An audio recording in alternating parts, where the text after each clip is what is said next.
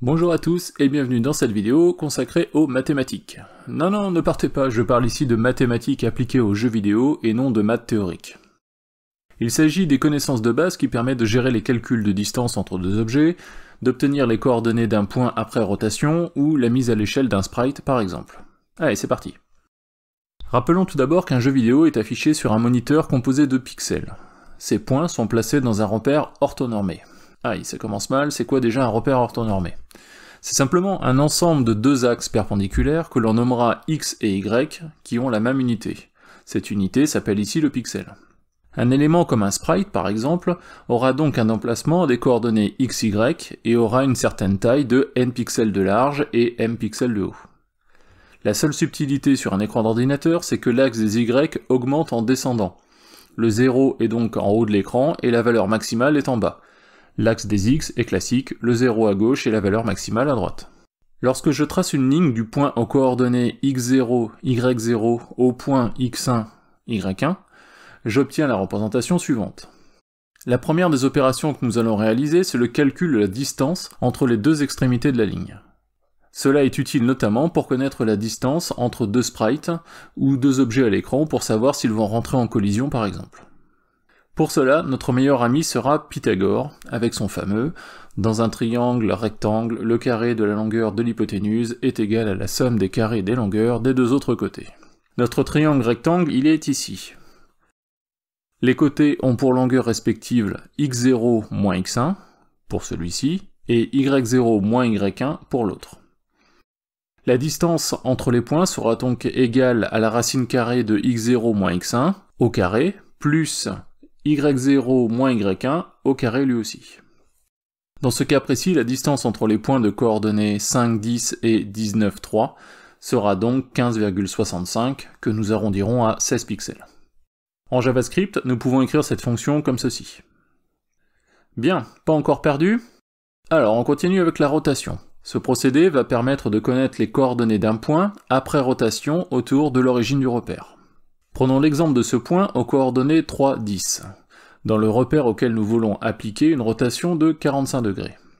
Les coordonnées du point de destination sont calculées à l'aide des formules suivantes. x1 égale x0 fois cosinus de a moins y0 fois sinus de a, et y1 égale x0 fois sinus de a plus y0 fois cosinus de a. Dans ce cas, les coordonnées du point final seront 9, 5. Je vous passe le détail mathématique ayant conduit à ces équations, mon but n'étant pas de faire un cours magistral. En JavaScript, la fonction peut être codée comme cela. Attention toutefois, en JavaScript, les fonctions cosinus et sinus acceptent les angles exprimés en radians et non en degrés. Pour faire la conversion, on pourra utiliser une fonction comme celle-ci, puisque pour passer de degrés en radians, il suffit de multiplier l'angle par pi et de diviser par 180. Autre notion incontournable des jeux vidéo, la mise à l'échelle ou scaling. Il s'agit ici de déformer une figure de préférence vectorielle, mais cela peut aussi être un sprite en multipliant ou divisant sa taille par un nombre. Puisqu'un exemple vaut mieux qu'un long discours, voici un petit exemple en JavaScript. Je me contente ici d'afficher un rectangle blanc dont le centre de la déformation suit le curseur de la souris. Pour réaliser cette opération, je commence par définir le centre du scaling en utilisant la position en x et y de la souris. Ensuite, je définis la position du coin supérieur gauche du rectangle qui fera par défaut 30% du canvas, multiplié par le facteur de mise à l'échelle. Je définis ensuite la taille du rectangle que je multiplie par ce même facteur de mise à l'échelle lors de l'affichage. Pour l'animation, à chaque image par seconde, j'augmente ou je diminue la variable scale. Lorsque celle-ci est inférieure à 1, l'image a une taille inférieure à sa taille d'origine, et inversement lorsque scale est supérieur à 1. Dernière notion de cette vidéo, l'interpolation linéaire. Derrière ce nom barbare se cache le calcul de la position d'un point entre le départ et l'arrivée en fonction du temps. Pour faire simple, imaginez qu'un personnage dans un jeu doive se rendre d'un point A à un point B en 5 secondes. À chaque image affichée, l'interpolation linéaire nous servira à calculer les coordonnées du personnage. Pour ce faire, je calcule tout d'abord à quel moment de l'animation je me situe. La variable temps début contient l'heure en millisecondes du début de l'animation. Par différentiel avec l'heure actuelle, j'en déduis où je me situe, ou où je dois me situer. La variable temps contient la durée de l'animation, elle est ici fixée à 5 secondes.